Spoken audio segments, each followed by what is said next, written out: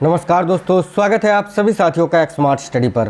तो साथियों, आज के इस वीडियो में आरआरबी ग्रुप डी एग्ज़ाम 2026 के लिए, यानी जिनका पेपर अभी 3 अगस्त से स्टार्ट है, 21 अगस्त तक पेपर चलेगा।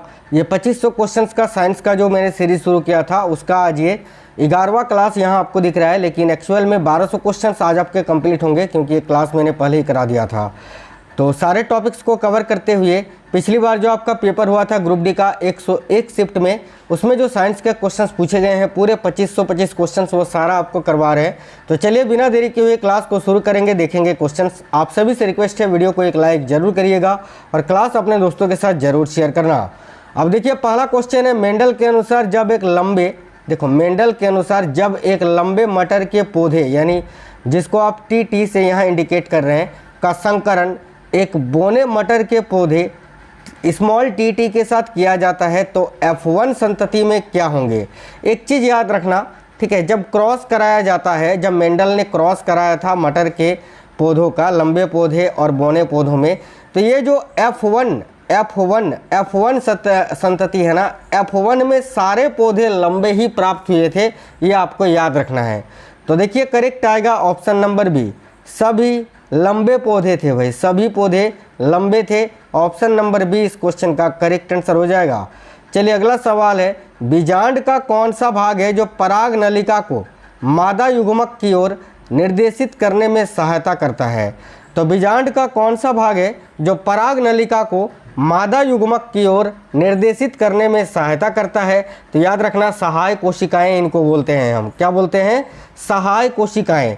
Option number C correct answer होगा, याद रखेंगे, सहाय कोशिकाएं करेक्ट आंसर है, ऑप्शन नंबर सी। अगला सवाल है, किस अपरमाणविक कण पर ऋणात्मक आवेश होता है लेकिन द्रव्यमान नगण्य होता है। आपको बताना है इनमें से कौन सा एक अपरमाणु कण पर ऋणात्मक आवेश होता है लेकिन द्रव्यमान नगण्य होता है। तो इलेक्ट्रॉन पर, इलेक्ट्रॉन करेक्ट आंसर होगा। सिंपल सा सवाल है, ऑप्शन नंबर सी करेक्ट है।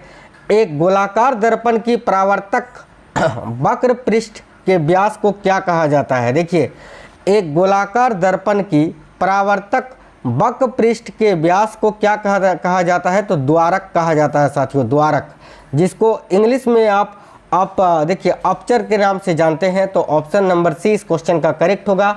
इसी तरह सेम ऑप्शन दिए हुए थे, जहां पर हिंदी देकर ही नहीं रखा था। ये सब तो हिंदी में था, लेकिन आंसर आपको इंग्लिश में दे के रखा था, ठीक है। तो अपचर करेक्ट आंसर हो जाएगा, ऑप्शन नंबर सी। अगला सवाल देखिए, अगला सवाल है, नीचे दिए गए 2 कथनों का संदर्भ लीजिए और सही विकल्प का चयन कीजिए। जहां पर कथन ए में लिखा है कि एथेनोइक अम्ल सोडियम हाइड्रोक्साइड के साथ अभिक्रिया करके सोडियम एसीटेट और जल बनाता है। एथेनोइक अम्ल सोडियम हाइड्रोक्साइड के साथ अभिक्रिया करके सोडियम एसीटाइट और जल बनाता है। ये बिल्कुल सही कथन है। बी में लिखा है, यह अभिक्रिया एक उदासीनीकरण अभिक्रिया है क्या? बिल्कुल है। देखो, उदासीनीकरण अभिक्रिया में क्या होता है, ठीक है, उदासीनीकरण अभिक्रिया में क्या होता है कि अम्ल और क्षार आपस में क्रिया करके लवण और जल बनाते हैं। तो यहाँ पर ऑप्शन नंबर ए में लिखा है कि एथेनोइक अम्ल सोडियम हाइड्रोक्साइड, एथेनोइक अम्ल जो कि एक अम्ल है और सोडियम हाइड्रोक्साइड ये एक क्षार है, ये दोनों आपस में अभिक्रिया करके सोडियम एसीटेट और जल बनाता है। देखो, सोडियम एसीटेट जो है एक प्रकार का साथियों लवण है और यहाँ जल बन ही रहा है। तो हम कह सकते हैं कि यह एक उदासीनीकरण अभिक्रिया है, यानी कथन 1 और 2 दोनों ही सही है। तो option number D correct answer हो जाएगा। कथन 1 ए और बी दोनों ही सही है। क्लियर है? आगे देखो, जब एक रॉकेट को ऊपर की ओर प्रक्षेपित किया जाता है तो उस पर लगने वाला बल कैसा होता है। बहुत ही अच्छा सवाल है। तो जब एक रॉकेट को ऊपर की ओर प्रक्षेपित किया जाता है तो उस पर लगने वाला बल कैसा होता है? असंतुलित होता है साथियों, याद रखना, असंतुलित। जब एक रॉकेट को ऊपर की ओर प्रक्षेपित किया जाता है तो उस पर लगने वाला जो बल होता है ये असंतुलित होता है, याद रखना, ठीक है।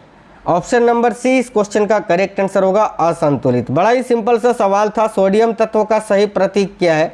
तो सोडियम को किस प्रकार से लिखा जाता है? Na। ऑप्शन नंबर डी इस क्वेश्चन का करेक्ट आंसर हो जाएगा। देखिए, बहुत ही अच्छा सवाल है कि प्रतिरोध R वाले एक तार को 7 बराबर भागों में काटा जाता है, फिर इन भागों को समानांतर क्रम में जोड़ा जाता है। यदि नए संयोजन का तुल्य प्रतिरोध R है तो R/R का मान क्या होगा 49। इसको सॉल्व करोगे तो 49 इस क्वेश्चन का आंसर आएगा। ठीक है, 7 × 7 हो जाएगा, जहाँ पर 49 यानी 49 आपका मान यहाँ पर निकल के आएगा। ऑप्शन नंबर बी आपका करेक्ट होगा। आगे देखिए, घरेलू परिपथ में लाइव तार यानी लाइव वायर सामान्यतः किस रंग का होता है? देखिए, घरेलू परिपथ में जो हम तार का प्रयोग करते हैं उसमें जो लाइव तार होता है वो लाल रंग का होता है, रेड कलर का होता है। भाई लाल करेक्ट आंसर होगा, ऑप्शन नंबर डी। अच्छा सवाल है कि 20 केजी द्रव्यमान वाले, देखिए 20 केजी द्रव्यमान पर लगने वाला एक निश्चित बल उसके वेग को 5 मीटर प्रति सेकंड से, ठीक है, 2 मीटर प्रति सेकंड में बदल देता है। इस बल द्वारा किए गए कार्य की गणना करें। बहुत ही अच्छा सवाल है। देखिए क्वेश्चन को ध्यान से पढ़िए। क्वेश्चन में बोला गया है कि 20 केजी द्रव्यमान पर लगने वाला एक निश्चित बल उसके वेग को 5 मीटर प्रति सेकंड से 2 मीटर प्रति सेकंड में बदल देता है। तो इस बल द्वारा किया गया कार्य, तो कहीं ना कहीं यहाँ गतिज ऊर्जा का काम हो रहा है, और गतिज ऊर्जा के द्वारा जब किया गया कार्य होता है तो काइनेटिक एनर्जी हम निकालते हैं 12 mv²। लेकिन यहाँ पर जो है ना, देखो 2 चाल दिए हुए हैं, और जब ऐसा होता है कि एक निश्चित बल जिसका वेग बढ़ रहा है फिर घट जाता है, तब हम एक फॉर्मूला लगाते हैं, W बराबर kinetic energy equal to 12 m into देखो v² माइनस u²। ठीक है, यानी देखो अंतिम वेग माइनस प्रारंभिक वेग। तो यहाँ प्रारंभिक वेग आपको दे के रखा है, देख रहे हो आप। पहले वेग कितना था 5 मीटर प्रति सेकंड, और बाद में कितना हो गया तो 2 मीटर प्रति सेकंड। तो इसको निकालिए, बस फॉर्मूला जैसा जैसा वैसे वैसे मान रख दीजिए। 12 m का मान 20, ठीक है, उसके बाद v², तो v² यानी देखो अंतिम चाल 2 है, 2 का स्क्वायर करेंगे 4 आएगा, माइनस u², u कितना है 5 का स्क्वायर करेंगे तो 25 आ जाएगा। जब इसको आप सॉल्व करोगे तो देखो ये 2 को 20 से काटेंगे 10 आएगा, और इधर जो ब्रैकेट वाला है ना, ब्रैकेट में इधर देखो ये ब्रैकेट पहले सॉल्व होगा साथियों, बोर्ड मास के रूल से अगर हम देखें तो 25 में 4 जाएगा तो कितना होगा 21, लेकिन माइनस में 21 आएगा, और -21 × 10 जब सॉल्व करेंगे तो -210 जूल आपका मान निकल के आएगा, जो कि ऑप्शन नंबर सी में आपको दे के रखा है। तो ऑप्शन नंबर सी इस क्वेश्चन के लिए करेक्ट आंसर हो जाएगा। आगे देखो, निम्नलिखित में से कौन सा एक समान वृत्तीय गति का उदाहरण है? सिंपल सा क्वेश्चन है, बताइए। ऑप्शन पढ़ते ही आपको पता चल जाएगा कि इनमें से कौन सा एक समान वृत्तीय गति का उदाहरण है। सीधी रेखा में चलता है एक व्यक्ति? नहीं। सीधी सड़क पर चलती है एक कार? नहीं। पृथ्वी की परिक्रमा करता हुआ एक उपग्रह? बिल्कुल। ऑप्शन नंबर सी इस क्वेश्चन का करेक्ट आंसर होगा। डी भी गलत है कि ऊर्ध्वाधर ऊपर की ओर फेंकी गई एक गेंद। ऑप्शन नंबर सी इस क्वेश्चन का करेक्ट आंसर होगा। अगला है, महिलाओं के शरीर में मुख्य गर्भ निरोधक गोलियों का क्या प्रभाव पड़ता है? बताइए। महिलाएं जो प्रेगनेंसी रोकने के लिए गोलियां लेती हैं उन पर क्या प्रभाव पड़ता है? बेसिकली यही आपको पूछा जा रहा है, यही आपको बता रहा है। तो क्या होता है इसमें, ये प्राथमिक अंडक की परिपक्वता को रोकती है। ठीक है, जो एग बनते हैं ना उसको ये रोक देता है। Option number D correct answer हो जाएगा। अगला है, सामान्यता यानी एनालॉजी को पूर्ण करे। ठीक है, देखिए सामान्य अनुमान यानी एनालॉजी को आपको पूर्ण करना है। जैसे कि पर्णहरित में कौन भूमिका निभाता है? हरित लवक। तो स्टार्च क्या करता है भाई? स्टार्च ऊर्जा का भंडारण करता है। ऑप्शन नंबर डी करेक्ट आएगा। स्टार्च क्या करता है? स्टोरेज ही तो करता है ना। ऑप्शन नंबर डी करेक्ट होगा। लाइसोसोम के बारे में निम्नलिखित में से कौन सा कथन सही है? ए में लिखा है लाइसोसोम प्रोटीन का संश्लेषण करता है, गलत, ये तो राइबोसोम करता है। बी में लिखा है लाइसोसोम में वृद्धि हार्मोन होते हैं, ये भी गलत है। सी में लिखा है लाइसोसोम वसा का संश्लेषण करता है, गलत है। लाइसोसोम में पाचक एंजाइम होते हैं, बिल्कुल ये सही है। तो ऑप्शन नंबर डी करेक्ट होगा। इसके अलावा एक चीज़ और याद रखना कि लाइसोसोम जो है इसको कोशिका की आत्महत्या की थैली भी कहा जाता है। अगला सवाल देखिए, नेक्स्ट क्वेश्चन है, निम्नलिखित में से कौन सा अनुरणन को कम करने का सही तरीका है? भाई अनुरणन को कैसे कम किया जा सकता है? फर्नीचर हटाकर? नहीं। संगमरमर की दीवारों का उपयोग करके? नहीं। ध्वनि अवशोषक सामग्री का उपयोग करके? बिल्कुल, जो ध्वनि को अवशोषित कर सके उस प्रकार के सामग्री का उपयोग करके। तो ऑप्शन नंबर सी करेक्ट है। प्रतिवर्ती चाप यानी रिफ्लेक्स आर्क में बाह्य उत्तेजनाओं को से संकेत प्राप्त करने और संचरित करने के लिए कौन सा भाग उत्तरदायी होता है? बहुत ही अच्छा सवाल है ये।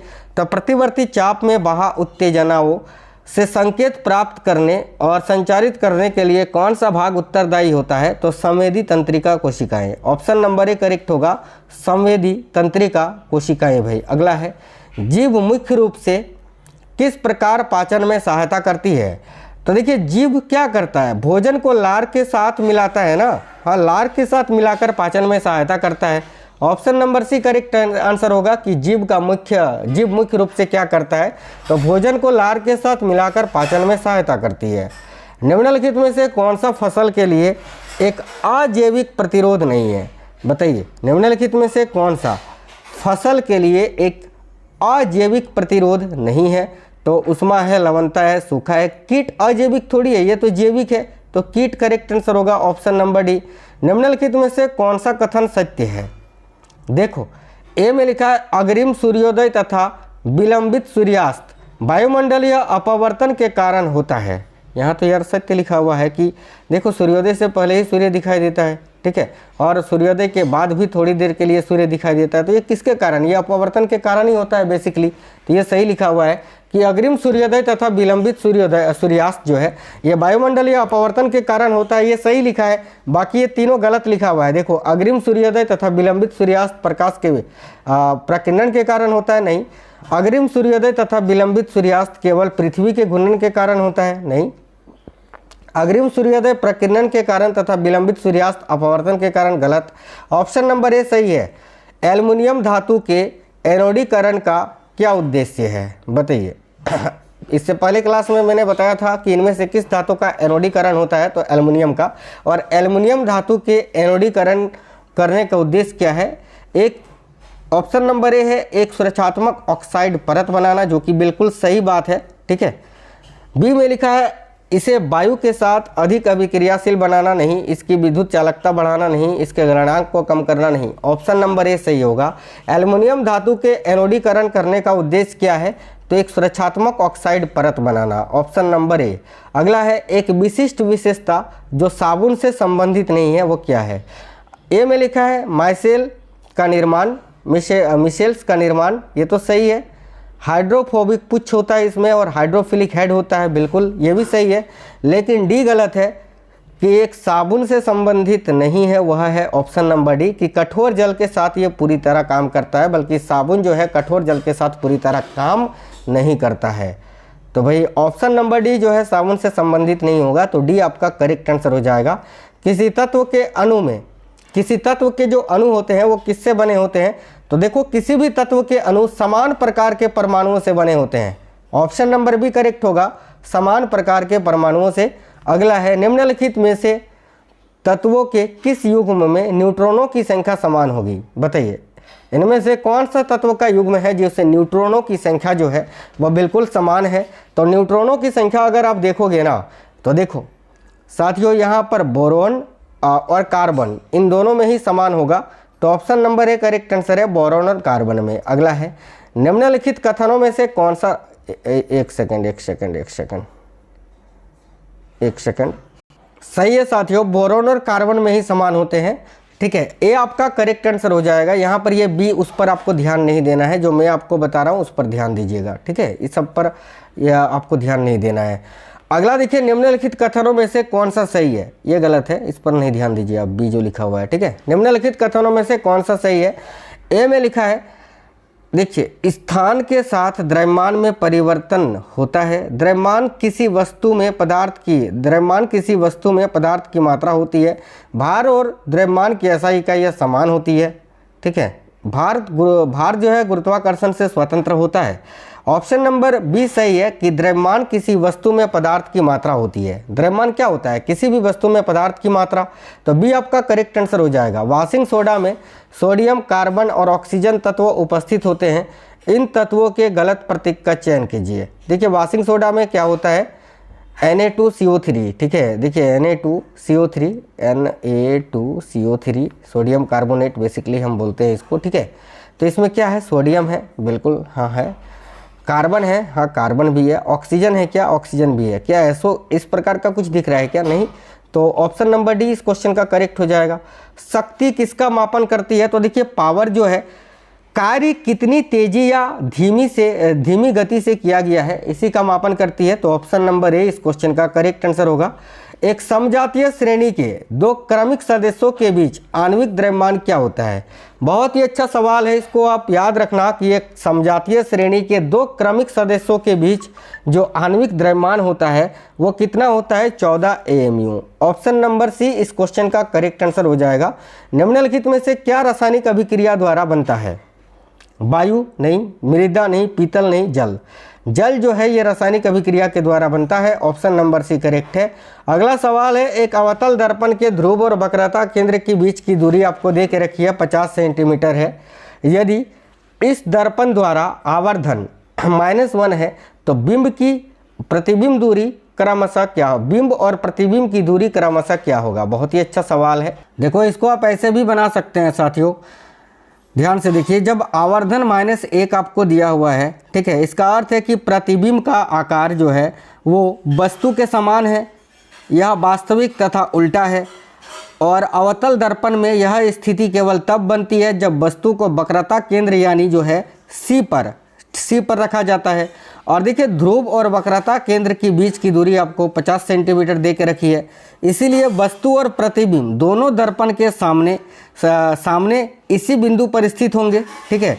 तो देखिए ये जो फॉर्मूला है साथियों m बराबर -v/u, ठीक है, इसकी गणना करना चाहिए। इसकी गणना आप करोगे ना तो देखो यहाँ पर बिंब की दूरी भी -50 सेंटीमीटर आएगा, ठीक है, और देखो और प्रतिबिंब की दूरी भी -50 सेंटीमीटर आएगा। तो ऑप्शन नंबर ए बेसिकली इस क्वेश्चन का आंसर आपका हो जाएगा।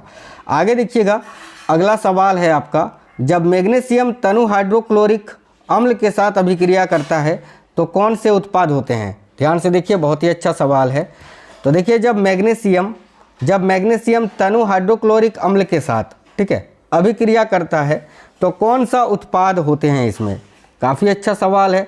Correct answer option number A हो जाएगा। एक तो मैग्नीशियम क्लोराइड बनेगा और एक हाइड्रोजन बनेगा आपका। जब मैग्नीशियम, ठीक है, तनु हाइड्रोक्लोरिक अम्ल के साथ अभिक्रिया करता है तो मैग्नीशियम क्लोराइड और हाइड्रोजन गैस बनता है। Option number A. अगला है, स्टेथोस्कोप डॉक्टर को मरीज की दिल की धड़कन साफ सुनने में मदद करता है। इस काम के लिए स्टेथोस्कोप किस सिद्धांत का इस्तेमाल करता है? तो भाई स्टेथोस्कोप जो है ये ध्वनि के एकाधिक परावर्तन के सिद्धांत पर कार्य करता है, अपवर्तन नहीं, परावर्तन। Option number B correct answer होगा। निम्नलिखित में से कौन सी स्थिति बाष्पीकरण की दर में वृद्धि में सहायक नहीं होती है? ये मैंने कई बार आपको बता दिया है कि बाष्पीकरण की दर में वृद्धि कब होगी? पवन की गति में वृद्धि से, तापमान में वृद्धि से भी, जब पृष्ठीय क्षेत्रफल में वृद्धि होगी तब भी बाष्पीकरण की दर बढ़ेगी। क्या आर्द्रता में वृद्धि होने से बाष्पीकरण बढ़ती है क्या? नहीं। ऑप्शन नंबर सी इस क्वेश्चन का करेक्ट आंसर होगा। देखो दिए गए चित्र में फसल प्रतिरूप की पहचान कीजिए कि ये मिश्रित खेती है, ठीक है, सीढ़ी नुमा खेती है, अंतर फसल है या फसल पर आवर्तन है। मैं आपको फोटो दिखा देता हूँ। देखो बेसिकली यही फोटो था जो आपके पेपर में इस बार आरआरबी ग्रुप डी में पूछा गया था, ठीक है। तो ये किस प्रकार की फसल है ये आपको दिए गए ये क्रॉपिंग पैटर्न की पहचान करना है कि किस प्रकार का ये साथियों किस प्रकार की फसल उगाया गया है, इसकी पहचान करना है। तो यहाँ पर आप देख पा रहे हो कि यहाँ पर जो है ना एक कोई अलग फसल है, फिर बीच में कोई एक अलग फसल है, फिर एक कोई अलग फसल है। तो इस प्रकार जब फसल को उगाया जाता है तो इसको क्या बोलते हैं? इसको इंटर क्रॉपिंग कहा जाता है, यानी अंतर फसल कहा जाता है। साथियों याद रखना, क्या कहा जाता है इसको? अंतर फसल कहा जाता है। तो बेसिकली इस क्वेश्चन का आंसर ऑप्शन नंबर सी हो जाता अंतर फसल। आगे देखिए, निम्नलिखित में से कौन जलीय विलयन में H+ आयन देता है? तो जलीय विलयन में H+ आयन कौन देता है? अम्लीय जो अम्ल होगा। तो देखो हाइड्रोक्लोरिक अम्ल जो है एक प्रकार का अम्ल है, तो यही जो है जलीय विलयन में H+ आयन देगा। जो क्षार होता है वो सभी OH- आयन देते हैं जलीय विलयन में, लेकिन अम्ल क्या देता है? तो H+ आयन देता है। क्लोरीन की एल्केन के साथ तीव्र अभिक्रिया के लिए निम्नलिखित में से कौन सी स्थिति आवश्यक है?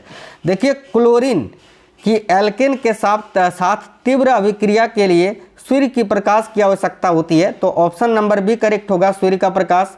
विद्युत प्रतिरोध की अवधारणा के आधार पर चालक प्रतिरोध चालक प्रतिरोधक और विद्युत रोधी मुख्यतः किस प्रकार विभेदित किए जाते हैं? बहुत ही अच्छा सवाल है। ऑप्शन नंबर देखो, ऑप्शन नंबर ए करेक्ट होगा। विद्युत आवेश का प्रवाह कितनी सुगमता या कठिनाई से होता है इस आधार पर। तो ऑप्शन नंबर ए इस क्वेश्चन का करेक्ट आंसर होगा कि विद्युत प्रतिरोध की अवधारणा के आधार पर चालक प्रतिरोध और विद्युत रोधी मुख्यतः किस प्रकार विभेदित किए जाते हैं? इस प्रकार से कि विद्युत आवेश का प्रवाह कितनी सुगमता या कठिनाई से होता है। निम्न में से किसे धातु कर्म कहा जाता है? भाई धातु कर्म किसे कहा जाता है? धातुओं को उनके अयस्कों से शुद्ध रूप से निकालना। Option number D. यदि न्यूरॉन के डेंड्राइट कार्य करना बंद कर दे तो फिर क्या होगा? मैंने कई बार आपको बताया कि डेंड्राइट का कार्य क्या होता है। ये दूसरे न्यूरॉन से क्या प्राप्त करते हैं? संकेत प्राप्त करते हैं। और जब डेंड्राइट ही कार्य करना बंद कर देंगे तो अन्य न्यूरॉन से ये सिग्नल प्राप्त नहीं कर पाएंगे। तो option number D correct answer होगा। प्रकाश संश्लेषण के दौरान पौधे जो है ना, इनमें से किसकी उपस्थिति में कार्बन डाइऑक्साइड और जल देते हैं? बहुत ही अच्छा सवाल है। करेक्ट आएगा सूर्य के प्रकाश और क्लोरोफिल की उपस्थिति में। Option number B.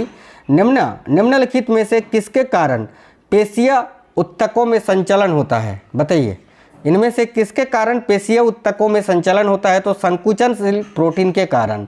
संकुचनशील protein correct answer होगा। पादपों में अलैंगिक जनन में क्या शामिल होता है? तो पादपों में अलैंगिक जनन में क्या शामिल होता है? देखिए, केवल एक जनक जीव होता है इसमें। अलैंगिक जनन में क्या होता है? केवल एक जनक जीव होता है। महिला का शरीर प्रत्येक माह, ठीक है, सगर्भता के लिए विशेष रूप से तैयार क्यों होता है? काफ़ी अच्छा सवाल है कि महिला का शरीर प्रत्येक माह देखिए सगर्भता के लिए विशेष रूप से तैयार क्यों होता है? तो ऑप्शन नंबर सी, भ्रूण को पोषण देने के लिए। ऑप्शन नंबर सी इस क्वेश्चन का करेक्ट आंसर हो जाएगा। अगला है, निम्नलिखित में से कौन सा विकल्प सही नहीं है? देखिए, एक डायोप्टर बराबर 1 मीटर की फोकस दूरी, ये सही है। लेंस की SI इकाई डायोप्टर होती है, ये भी सही है। ठीक है, 2 डायोप्टर लेंस की फोकस दूरी आपका कितना निकल के आएगा? 0.5 मीटर, ये भी सही है। क्या 5 डायोप्टर लेंस की फोकस दूरी 20 मीटर होगी क्या? गलत यार। ऑप्शन नंबर डी साफ साफ यहाँ देखो ना, अगर 2 डायोप्टर लेंस की फोकस दूरी 0.5 मीटर होगी तो 5 डायोप्टर लेंस की फोकस दूरी 20 मीटर कैसे हो सकती है? इसको निकालोगे तो भी आपका ये गलत ही होगा। ऑप्शन नंबर डी आपका करेक्ट हो जाएगा। वैसे अगला सवाल देखिएगा, 2 ओम, 3 ओम और 6 ओम, देखिए 2 ओम, 3 ओम और 6 ओम के 3 प्रतिरोधक समानांतर क्रम में जुड़े संयोजन का तुल्य प्रतिरोध क्या होगा? मैंने एक चीज़ आपको बताया था, याद है कि समानांतर क्रम में क्या होता है कि जितने भी प्रतिरोध आपको दे के रखे होंगे उनमें से सबसे छोटा जो प्रतिरोध होता है, इनका समतुल्य प्रतिरोध उससे भी कम होता है। तो देखो, इन तीनों में सबसे छोटा प्रतिरोध कौन सा है? 2 ओम। तो इसका आंसर क्या होगा? इनका तुल्य प्रतिरोध 2 से भी कम होगा। और ऑप्शन में 2 से कम केवल एक ही ऑप्शन है, 1 ओम, यही आपका आंसर होगा। इसको निकालने की भी जरूरत नहीं है, वैसे आप आसानी से निकाल भी सकते हो। ठीक है, 1/2, 1/3 और 1/6, ये आपका समतुल्य प्रतिरोध जो है आपका निकल के आ जाएगा। आप आसानी से निकाल भी सकते हो, आपका एक ही आंसर आएगा। ठीक है, आगे देखिए, एक एथलीट त्रिज्या r वाले वृत्तीय पथ पर t सेकंड में एक चक्कर पूरा करता है, तो इसकी चाल क्या होगी? तो एक एथलीट है जो कि r त्रिज्या वाले वृत्तीय पथ पर t सेकंड में एक चक्कर पूरा करता है, तो उसकी चाल क्या होगी? सिंपल सा सवाल है। v बराबर क्या होगा साथियों? तो 2πr/t, यही तो आपका मान निकल के आएगा इसमें। ऑप्शन नंबर बी इस क्वेश्चन का करेक्ट आंसर हो जाएगा। देखिए, जब मिश्रण को शांत छोड़ दिया जाता है तो निलंबन के कणों का क्या होता है यार? नीचे बैठ जाते हैं, कण नीचे बैठ जाएंगे। Option number C. निम्नलिखित में से कौन सा पौधा है जो बीजाणुओं द्वारा जनन करता है? भाई बताइए, इनमें से कौन सा पौधा है जो बीजाणुओं के द्वारा जनन करता है? तो याद रखना, मॉस नामक एक पौधा है जो बीजाणुओं द्वारा जनन करता है। ऑप्शन नंबर ए करेक्ट होगा। यदि पृथ्वी और चंद्रमा के बीच की दूरी धीरे धीरे कम होती जाए तो उनके बीच गुरुत्वाकर्षण बल पर क्या प्रभाव पड़ेगा? तो यदि पृथ्वी और चंद्रमा के बीच की दूरी को धीरे धीरे कम होती जाए तो उनके बीच गुरुत्वाकर्षण बल पर क्या प्रभाव पड़ेगा? देखो, घटेगा कैसे? बढ़ेगा ना। देखो, यदि पृथ्वी और चंद्रमा के बीच की दूरी धीरे धीरे कम होती जाए तो उनके बीच गुरुत्वाकर्षण बल बढ़ेगा यार। Option number B correct answer है, बढ़ेगा। आगे देखो, न्यूरॉन के उस लंबे रेशेदार भाग का क्या नाम है जो कोशिका काय से संकेतों को दूर ले जाता है? एक्सॉन, यानी तंत्रिकाक्ष। Option number B. अगला सवाल है, देखो वीटी ग्राफ में यदि प्रवणता बदलती रहती है तो इसका अर्थ क्या है? तो वीटी ग्राफ में यदि प्रवणता बदलती रहती है तो इसका अर्थ क्या है कि त्वरण जो है असमान है। ऑप्शन नंबर ए, त्वरण असमान है। यदि किसी वस्तु का बल दोगुना हो जाता है जबकि उसका द्रव्यमान समान रहता है तो त्वरण क्या होगा? देखो यदि किसी वस्तु का बल दोगुना हो जाता है जबकि द्रव्यमान जो है समान रहता है तो इसका जो त्वरण होगा ना, त्वरण भी दोगुना हो जाएगा साथियों। Option number A correct answer है। निम्नलिखित में से कौन सा विकल्प संक्षारण को दर्शाता है? संक्षारण, लोहे का जंग लगना, ये तो संक्षारण का एक उदाहरण है। Option number A correct answer होगा। आगे देखिए, अवतल दर्पण के लिए निम्नलिखित में से कौन सा कथन सही है? अवतल दर्पण के लिए पूछा है। ए में लिखा है वे आवर्धित प्रतिबिंब नहीं बना सकते, बिल्कुल बना सकते हैं। इनका उपयोग पश्च दृश्य यानी रियर व्यू मिरर के रूप में होता नहीं, ये तो उत्तल दर्पण का प्रयोग करते हैं इसमें। इनका उपयोग दंत चिकित्सकों द्वारा दांतों की बड़ी प्रतिबिंब देखने के लिए करते हैं, बिल्कुल। Option number C correct answer हो जाएगा आपका। आगे देखिएगा, अगला है यदि आप किसी स्थिर दीवार को 80 न्यूटन से धक्का देते हैं तो दीवार आपको कितने न्यूटन से पीछे धकेलती है? तो एक क्रिया प्रतिक्रिया का नियम है। जब आप दीवार को धक्का देते हैं तो दीवार भी आप पर बल लगाता है, समान बल लगाएगा। 80 न्यूटन की ओर, अगर 80 न्यूटन का बल अगर आप लगा रहे हैं तो दीवार भी 80 न्यूटन का ही बल लगाएगा। Option number B correct answer होगा। आगे देखिए, किसी पिंड पर 10 न्यूटन का मंदक बल कार्य करता है, ठीक है। इस बल के कारण किया गया कार्य जो है आपका कितना है भाई? -200 जूल है, ठीक है। तो इस बल की क्रिया के अंतर्गत पिंड के विस्थापन का परिणाम और दिशा क्या होगा? बहुत ही अच्छा सवाल है।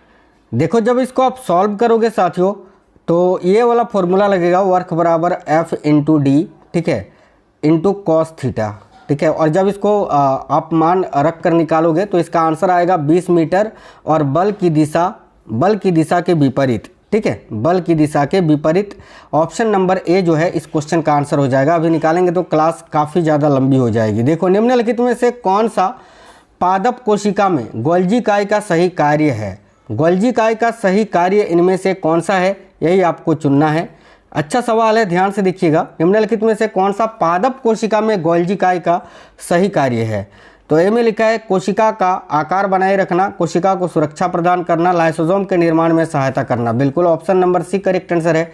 अगला है, जब उबले हुए रियो पत्ती के छिलकों पर नमक का विलयन लगाया जाता है तो यह जीव द्रव्य कुंचन दर्शाने में विफल हो जाता है, क्यों? अब देखो रियो पत्ती के छिलके को उबाल रहे हो, यानी ये जो पत्ती है ये तो डेड हो गया है, मरा हुआ है, इसको उबाल रहे हो, तो भाई क्या आंसर होगा कि मृत कोशिकाएं जो है ना वो परासरण नहीं कर सकती है। ऑप्शन नंबर ए इस क्वेश्चन का करेक्ट आंसर होगा, क्योंकि मृत कोशिकाएं परासरण नहीं कर सकती है। प्रतिरोधकता के बारे में निम्नलिखित में से कौन सा कथन सही नहीं है? ए में लिखा है यह देखो तापमान के साथ परिवर्तित होता है, ये तो सही है, ठीक है। यह पदार्थ का एक गुण है, ये भी सही है। यह तार की लंबाई पर निर्भर करता है, ये गलत है। इसे ओम मीटर में मापा जाता है, ये भी सही है, लेकिन सी गलत है और गलत चुनना था, तो ऑप्शन नंबर सी करेक्ट होगा। हरे पादपों में प्रकाश संश्लेषण के दौरान कौन सी घटना प्रत्यक्ष रूप से नहीं होती? बताइए, हरे पादपों में प्रकाश संश्लेषण के दौरान इनमें से कौन सी घटना प्रत्यक्ष रूप से नहीं होती है? कार्बोहाइड्रेट का विघटन करके ऊर्जा मुक्त करना, यही तो नहीं होगा यार। बी में है पर्णहरित द्वारा प्रकाश ऊर्जा का अवशोषण, बिल्कुल। प्रकाश ऊर्जा का रासायनिक ऊर्जा में रूपांतरण, ये भी होगा। कार्बन डाइऑक्साइड का कार्बोहाइड्रेट में अपचयन, ये भी होगा। लेकिन ऑप्शन नंबर ए गलत है कि कार्बोहाइड्रेट का विघटन करके ऊर्जा मुक्त करना। ऑप्शन नंबर ए करेक्ट हो जाएगा। अपघटन अभिक्रिया क्या होता है? देखो सिंपल सा सवाल है। अपघटन अभिक्रिया में क्या होता है कि एक यौगिक दो या अधिक सरल पदार्थों में टूट जाता है, तो ऑप्शन नंबर बी आपका करेक्ट आंसर है। देखिए कौन सी धातु ठंडे जल के साथ तीव्रता से अभिक्रिया करती है, जो रिएक्टिविटी सीरीज में सबसे ऊपर होगा? पोटासियम, फिर होता है सोडियम, तो यहाँ सोडियम दे के रखा है, सोडियम करेक्ट आंसर होगा। अगला, यदि किसी मोटर गाड़ी पर प्रयुक्त उत्तल दर्पण की वक्रता त्रिज्या, ठीक है, 4 मीटर है तो इसकी फोकस दूरी क्या होगी? तो देखिए वक्रता त्रिज्या यानी आर का मान आपको दे के रखा है 4 मीटर, ठीक है, 4 मीटर दे के रखा है, तो इसकी जो फोकस दूरी होगी इसकी आधी हो जाएगी। फोकस दूरी क्या होता है? r/2, यही तो होता है ना। तो 4/2 जब करोगे आप तो 2 मीटर आंसर आएगा। Option number C correct answer हो जाएगा। वह प्रक्रिया जिसके द्वारा विकासशील भ्रूण गर्भाशय की आंतरिक परत से जुड़ जाता है क्या कहलाती है? तो इसको आरोपण कहा जाता है। याद रखना, ऑप्शन नंबर ए आरोपण। आरोपण करेक्ट आंसर हो जाएगा साथियों। Option number A correct answer है। देखिए इम्प्लांटेशन, ऑप्शन नंबर ए इस क्वेश्चन का करेक्ट है। कौन सी पद्धति घर पर ऊर्जा के विवेकपूर्ण उपयोग को दर्शाती है? बताइए इनमें से कौन सी पद्धति है जो घर पर ऊर्जा के विवेकपूर्ण उपयोग को दर्शाती है? ए में लिखा है एयर कंडीशनर का अति उपयोग करना नहीं, खाली कमरे को लगातार गर्म करना, सभी उपकरणों को स्टैंड बाय मोड पर रखना नहीं, बल्ब या फ्लोरोसेंट ट्यूब का उपयोग करना। डी करेक्ट आंसर हो जाएगा। आगे देखिए, यदि विलायक की समान मात्रा में अधिक विलेय मिलाया जाए तो विलयन की सांद्रता पर क्या प्रभाव पड़ेगा? बहुत ही अच्छा सवाल है। यदि विलायक की समान मात्रा में अधिक विलेय को मिलाया जाए तो विलयन की सांद्रता पर क्या प्रभाव पड़ेगा? यह अधिक सांद्रित हो जाएगा भाई। क्या हो जाएगा? यह अधिक सांद्रित हो जाएगा। नेक्स्ट है, निम्नलिखित दो कथन अभिकथन ए और कारण आर के संबंध में सही विकल्प का चयन करें। ए में लिखा है इंसुलिन रक्त शर्करा के स्तर को कम करने में सहायक होता है, बिल्कुल सही बात है। आर में लिखा है इंसुलिन ग्लूकोज को ग्लाइकोजन में परिवर्तित करता है जिसे यकृत में संचित किया जाता है, ये भी सही है। यानी देखो करेक्ट आंसर क्या हो जाएगा? ऑप्शन नंबर डी ए और आर दोनों सत्य है और आर ए की सही व्याख्या है। अगला सवाल है विविधताओं के बारे में निम्नलिखित में से कौन सा कथन गलत है? बताइए वेरिएशन के बारे में कौन सा कथन गलत है? ए में लिखा है, देखो ए में लिखा है रोगों के प्रति लचीलापन प्रदान करता है, सही है। बदलते वातावरण के अनुकूल ढलने में सक्षम बनाती है, बिल्कुल सही है। आपदाओं के दौरान प्रजातियों के अस्तित्व को सुनिश्चित करती है, ये भी सही है। डी में लिखा विविधता के कारण प्रजातियां विलुप्त की ओर अग्रसर होती है, नहीं यार विलुप्त नहीं होती है, बल्कि ऑप्शन नंबर डी करेक्ट होगा। अगला, निम्नलिखित में से कौन सी संतृप्त हाइड्रोकार्बन यानी एल्केन की एक विशिष्ट अभिक्रिया है? तो इनमें से कौन सा संतृप्त हाइड्रोकार्बन यानी एल्केन की एक विशिष्ट अभिक्रिया है? देखो प्रतिस्थापन अभिक्रिया, option number B correct answer हो जाएगा। अगला है निम्नलिखित विकल्पों में से कौन सा कार्बन का एक अपरूप है? कार्बन का एक अपरूप कौन सा है? हीरा, सिंपल सा सवाल था, हीरा करेक्ट आंसर हो जाएगा। आगे देखिए, एक गेंद को पृथ्वी की सतह से 10 मीटर की ऊंचाई से गिराया जाता है, ठीक है। गेंद किस चाल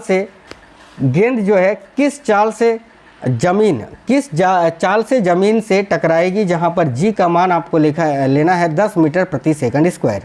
तो साथियों लगाइए गति का समीकरण। गति का कौन सा समीकरण लगेगा? v square equal to u square plus 2as या 2ah भी हम इसको 2gh भी हम इसको बोल सकते हैं, ठीक है। तो v स्क्वायर बराबर क्या हो जाएगा? यहाँ पर देखो प्रारंभिक मान यानी u का मान कितना दे के रखा है? 0, तो 0 का स्क्वायर प्लस 2a, ठीक है, 2as ना, तो 2a का मान आपको g का मान लेना है जो कि 10 दे के रखा है, गुना 10, और यहाँ पर 2as या फिर 2gh, h का मान कितना दे के रखा है? तो 10 मीटर, ठीक है। इसको सॉल्व करोगे ना आप तो v स्क्वायर बराबर कितना आ जाएगा? 200, और v बराबर कितना आ जाएगा? तो v बराबर आ जाएगा √200, ठीक है। तो फिर इसका मान कितना निकल के आ जाएगा आपका? 10√2 इस क्वेश्चन का आंसर आएगा। ऑप्शन नंबर डी 10√2 मीटर पर सेकंड इस क्वेश्चन के लिए आपका आंसर जो है ना आ जाएगा साथियों, मान निकाल के। तो याद रखना ऑप्शन नंबर डी इस क्वेश्चन के लिए आपका करेक्ट आंसर हो जाएगा। अगला सवाल देखिएगा, नेक्स्ट क्वेश्चन है निम्नलिखित में से कौन सा विकल्प, ठीक है, किसी विलयन की सांद्रता को सर्वोत्तम रूप से परिभाषित करता है? ऑप्शन नंबर डी दिए गए विलयन की मात्रा में उपस्थित विलेय की मात्रा, option number D correct answer है। देखो एक सीधे धारावाही चालक के साथ एक चुंबकीय क्षेत्र B जुड़ा है, चुंबकीय क्षेत्र B के मान के संबंध में निम्नलिखित में से कौन सा कथन सही है? अच्छा सवाल है। ए में लिखा है चालक से दूर जाने पर चुंबकीय क्षेत्र बढ़ता है, गलत बात है ये, ठीक है। बी में लिखा हुआ है, देखिएगा बी में लिखा है चालक से दूर जाने पर चुंबकीय क्षेत्र कम होता है, बिल्कुल सही है ये। 3 में लिखा है चालक में धारा बढ़ने पर चुंबकीय क्षेत्र बढ़ता है, ये भी सही है। डी में लिखा है चालक में धारा बढ़ने पर चुंबकीय क्षेत्र पहले घटता है, ये गलत है। यानी 2 और 3 सही है, तो ऑप्शन नंबर सी आपका करेक्ट आंसर हो जाएगा। निम्नलिखित में से कौन सा विकल्प यह सुनिश्चित करता है कि प्रत्येक पीढ़ी में डीएनए की मात्रा दोगुनी ना हो? बताइए, इनमें से कौन सा विकल्प यह सुनिश्चित करता है कि प्रत्येक पीढ़ी में डीएनए की मात्रा दोगुनी ना हो? तो ऑप्शन नंबर बी, डीएनए का युग्मक में अपचयन, ऑप्शन नंबर बी। अगला है अवसरव ध्वनि के बारे में कौन सा कथन सत्य है? देखिए, अवसरव ध्वनि जो होता है उसकी आवृत्ति क्या होती है भाई? तो 20 हर्ट्ज। देखो 20 हर्ट्ज से 20,000 हर्ट्ज के भी अवसरव ना, श्रव नहीं बोला है, 20 जिसकी आवृत्ति 20 हर्ट्ज से भी कम होती है। तो option number C correct answer हो जाएगा इस क्वेश्चन का। देखो ऑप्शन नंबर सी। आगे देखिए, निम्नलिखित में से कौन सा युग्म है जो संभारिक परमाणु यानी आइसोबार को दर्शाता है? संभारिक यानी जिसका द्रव्यमान संख्या समान होता है, परमाणु संख्या भिन्न भिन्न होता है। तो देखिए ऐसा कहाँ पर लिखा हुआ है जहाँ पर द्रव्यमान संख्या समान और परमाणु संख्या भिन्न भिन्न होता है? ध्यान से देखिएगा साथियों, यहाँ पर जो है ना आपका, यहाँ पर ये जो है ना 40 है, यहाँ पर इस प्रकार से लिखा हुआ है, मैं लिख देता हूँ। यहाँ पर 19 40, ठीक है। और एक क्या है, एक है आपका ऑर्गन जिसका परमाणु क्रमांक आपको 18 दे के रखा है और द्रव्यमान संख्या 40 दे के रखा है। तो ये वाला ऑप्शन नंबर बी में लिखा हुआ है। तो यही देखो, परमाणु भार इसमें समान है, जो भार समान होता है उसको संभारिक बोलते हैं। तो बी करेक्ट आंसर हो जाएगा। 30 केजी द्रव्यमान के एक गुटके को x मीटर की ऊंचाई तक ले जाने में किया गया कार्य 6000 जूल है। तो x का मान कितना होगा, जहाँ g का मान आपको 10 मीटर प्रति सेकंड स्क्वायर लेना है। ध्यान से देखिएगा, लगाइए mgh। देखिए साथियों, यहाँ पर जो है ना आपको 30 केजी द्रव्यमान 30 केजी द्रव्यमान आपको दे के रखा है, ठीक है। और यहाँ पर h का मान दे के रखा है x मीटर, और किया गया कार्य जो है ना आपको यहाँ पर दे के रखा है 6000 जूल। g का मान आपको 10 मीटर प्रति सेकंड स्क्वायर लेना है। तो वर्क बराबर क्या होता है, mgh। वर्क कितना दे के रखा है, 6000 जूल। m का मान कितना दे के रखा है, 30 केजी। g का मान 10, और h आपको कितना दे के रखा है यहाँ पर, x मीटर, ठीक है। तो x ही लिख देते हैं, यहाँ पर x है ये, ठीक है। तो चलिए निकालते हैं। तो x बराबर क्या हो जाएगा यहाँ पर 6000/300, और ओवरऑल इसका मान कितना निकल के आएगा, तो 3 दूनी 6 यानी 20 मीटर आपका मान निकल के आएगा। ऑप्शन नंबर सी, x का मान जो है वो 20 मीटर होगा। तो ऑप्शन नंबर सी इस क्वेश्चन के लिए करेक्ट आंसर है। अगला सवाल है, 2 ओम और x ओम वाले 2 प्रतिरोधक, ठीक है, 10 वोल्ट बैटरी के साथ श्रेणी क्रम में जुड़े हुए हैं। यदि धारा 2 एम्पियर है तो x का मान कितना होगा? बहुत ही अच्छा सवाल है। सबसे पहले इनका तुल्य प्रतिरोध निकालिए ना आप। तो साथियों, तुल्य प्रतिरोध श्रेणी क्रम में क्या होता है, देखो नहीं, हाँ, तुल्य प्रतिरोध क्या होता है श्रेणी क्रम में साथियों, R1 प्लस R2 होता है। सिंपल सी बात है, R1 प्लस R2, ठीक है, R1 प्लस R2 होता है। सबसे पहले जो है ना आप ओम का नियम लगाइए। एक सेकंड, ओम का नियम आप लगाइए यहाँ पर। नहीं, ओम का नियम फिर लगाओगे तो फिर गड़बड़ हो जाएगी ना। यहाँ पर सबसे पहले जो है ना ओम का नियम लगाइए साथियों। सबसे पहले V = I × R, जहाँ पर R अगर हम निकालते हैं तो R बराबर क्या हो जाएगा, देखो R बराबर V/I। V का मान आपको 10 वोल्ट दे के रखा है, और I आपको 2 एम्पियर, देखो 2 एम्पियर दे के रखा है। तो इसको निकालोगे तो 5 ओम आपका आ जाएगा निकल के, ठीक है, 5 ओम। अब श्रेणी क्रम में बोला है ना, तो R बराबर R1 प्लस R2, ठीक है। तो R का मान कितना आया था यहाँ पर, 5 आया था, और R1 कितना दे के रखा है, 2 ओम दे के रखा है, प्लस R2 आपको निकालना है, ठीक है, जिसको आप x मान लीजिए। तो x बराबर बेसिकली आपका क्या निकल के आएगा, 5 - 2 = 3, तो 3 ओम। तो 3 ओम इस क्वेश्चन के लिए आंसर हो जाएगा। Option number C. अगला है, निम्नलिखित अभिक्रिया को संतुलित करें। भाई इस अभिक्रिया को आपको संतुलित करना है कि यहाँ पर देखो x है और यहाँ पर y है, तो इस x और y की जगह पर क्या आएगा, यानी दोनों तरफ आपको मिलाना पड़ेगा, दोनों तरफ समान होना चाहिए। तो देखो यहाँ पर जब आप x का मान 4 रखोगे और यहाँ y का मान अगर आप 2 रखोगे ना, तो ये जो है अभिक्रिया आपका संतुलित हो जाएगी। तो ऑप्शन नंबर सी इस क्वेश्चन के लिए आपका आंसर हो जाएगा। जब अम्ल को जल में घोल दिया जाता है तो क्या होता है, जब अम्ल को जल में घोल दिया जाता है तो यह H+ आयन मुक्त करता है। अभी मैंने आपको बताया था। निम्नलिखित में से कौन सा कारक पदार्थ की अवस्था में परिवर्तन का कारण बनता है? देखिए कौन सा कारक है जो पदार्थ की अवस्था में परिवर्तन का कारण बनता है, तो तापमान या दबाव में परिवर्तन। ऑप्शन नंबर डी करेक्ट होगा। पृथ्वी के परित चंद्रमा का वृत्तीय गति के लिए किस प्रकार का बल उत्तरदायी होता है, तो पृथ्वी के परित चंद्रमा की वृत्तीय गति के लिए किस प्रकार का बल उत्तरदायी होता है, तो पृथ्वी के गुरुत्व के कारण अभिकेंद्रीय बल। अगला है अनंत पर किसी वस्तु, देखो अनंत पर स्थित किसी वस्तु का अवतल लेंस द्वारा बनाया गया प्रतिबिंब कैसा होता है। ध्यान से देखिएगा, आभासी होता है, सीधा होता है और बिंदु आकार का होता है। Option number A. यदि किसी वस्तु की चाल समय के साथ बदलती है तो दूरी समय ग्राफ कैसी होगी, तो एक वक्र रेखा की होगी, एक वक्र। ऑप्शन नंबर ए करेक्ट होगा। अगला कार्बन डाइऑक्साइड का आणविक द्रव्यमान क्या होता है, कार्बन डाइऑक्साइड का आणविक द्रव्यमान कितना होता है। ठीक है, तो भाई ऑक्सीजन का कितना हो जाएगा, 16 दूनी 32 ऑक्सीजन का, और कार्बन का कितना हो जाएगा यहाँ पर, तो कार्बन का जो है ना 6 दूनी 12 हो जाएगा, यानी टोटल 44 हो जाएगा, 44 AMU। आगे देखिए, प्याज के छिलके की कोशिकाओं के सूक्ष्म अवलोकन से क्या निष्कर्ष निकाला जा सकता है। काफ़ी अच्छा सवाल है। प्याज के छिलके की कोशिकाओं के सूक्ष्म अवलोकन से क्या निष्कर्ष निकाला जा सकता है कि सभी प्याज समान लघु संरचनाओं से बने होते हैं जिन्हें कोशिकाएं कहते हैं। ऑप्शन नंबर सी करेक्ट होगा।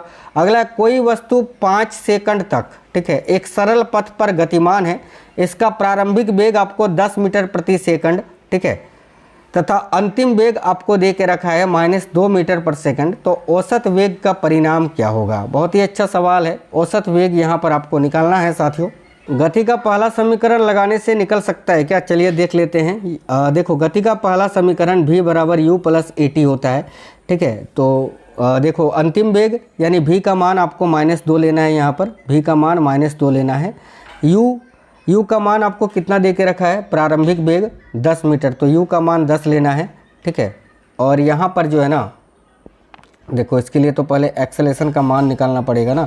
देखो औसत वेग का एक फॉर्मूला होता है साथियों, वो मैं आपको डायरेक्ट यहाँ बता देता हूँ।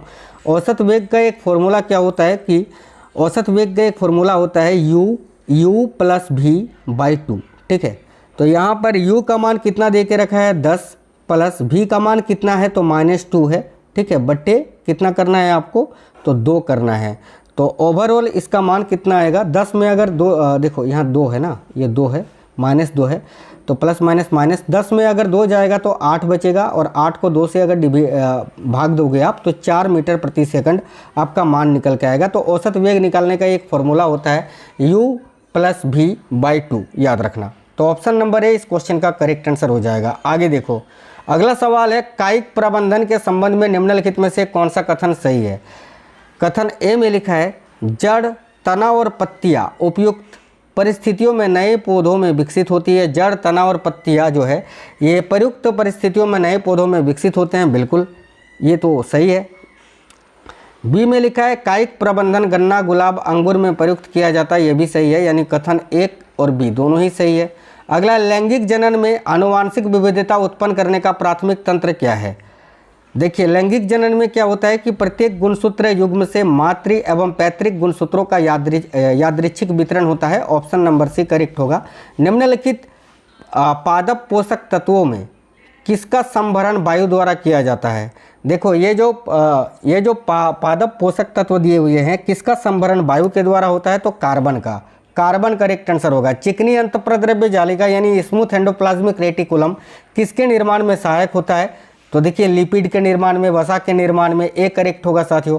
निम्नलिखित में से किस ध्वनि का तारत्व सबसे कम होगा, तो किसका तारत्व सबसे कम होगा तो आदमी की गंभीर आवाज़, जिसकी आवृत्ति आपको दे के रखी है 100 हर्ट्ज। ऑप्शन नंबर बी इस क्वेश्चन का करेक्ट आंसर हो जाएगा। आगे देखो, किस प्रकार की परिष्करण विधि में परिष्करण कर्मक मिलाकर अशुद्धियों को यौगिकों में परिवर्तित किया जाता है। तो किस प्रकार की परिष्करण विधि में परिष्करण कर्मक को मिलाकर अशुद्धियों को यौगिक में परिवर्तित किया जाता है, तो देखिए करेक्ट आंसर होगा ऑप्शन नंबर डी, रासायनिक विधि में।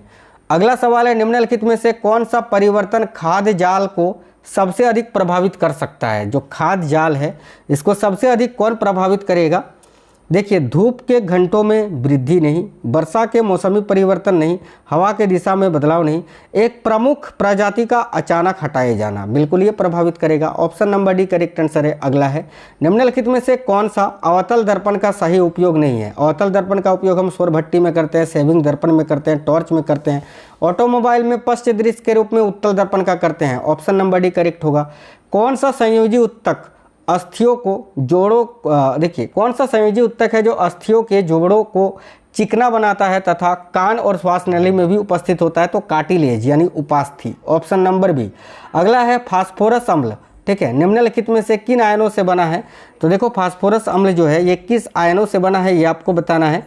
तो ऑप्शन नंबर डी करेक्ट होगा, H+ आयन और देखो PO4 3- आयन से। ऑप्शन नंबर डी इस क्वेश्चन का करेक्ट आंसर होगा। फिनोप्थिलीन क्षारीय विलयन में किस रंग का हो जाता है? देखो फिनोप्थिलीन जो होता है ना, ये एक अम्ल क्षारक सूचकांक होता है जो अम्लीय माध्यम में रंगीन होता है और क्षारीय माध्यम में गुलाबी होता है। तो ऑप्शन नंबर ए करेक्ट होगा, गुलाबी। मेंडल ने वंशागति के नियमों को प्रतिपादित करने के लिए कितने विपरीत लक्षणों का उपयोग किया था? तो 7 विपरीत लक्षणों का। यदि एल्युमिनियम का एक टुकड़ा कॉपर 2 सल्फेट यानी FeSO4 विलयन में डाला जाए तो क्या होगा? देखिएगा करेक्ट आंसर होगा, लोहा जो है वो निक्षेपित हो जाएगा। Option number A. अगला है, धारावाही वृत्ताकार लूप के केंद्र पर चुंबकीय क्षेत्र की दिशा किसके द्वारा निर्धारित होती है? तो दक्षिण हस्त अंगूठे के नियम के द्वारा, दाहिने हाथ के अंगूठे का नियम का उपयोग करके। Option number A. तो साथियों पूरे 100 क्वेश्चंस थे, बहुत ही इंपॉर्टेंट सवाल थे। 1200 क्वेश्चन आपके कंप्लीट हो गए। उम्मीद करते हैं आपको क्लास पसंद आई है। क्लास कैसा था कमेंट बॉक्स में ज़रूर बताना, और इससे पहले के जो क्लासेस थे वो आप ज़रूर जाकर देख लेना। सारा मैंने प्लेलिस्ट बना दिया है करंट अफेयर्स साइंस का अलग अलग। तो वीडियो को लाइक करना। मेरी सेहत बहुत ख़राब है 2 दिन से, फिर भी मैं ये क्लास आज करवाया। साथियों 2 दिन से मैं क्लास ही नहीं ले पाया हूँ, इतना ज़्यादा मेरा सेहत ख़राब है, बॉडी में पेन है कि बोल ही नहीं सकता हूँ। फिर भी जो है अभी ये क्लास बहुत ही मुश्किल से करवा पाया हूँ। तो वीडियो को एक लाइक और शेयर ज़रूर करना। मिलते हैं नेक्स्ट वीडियो में, तब तक के लिए जय हिंद, वंदे मातरम।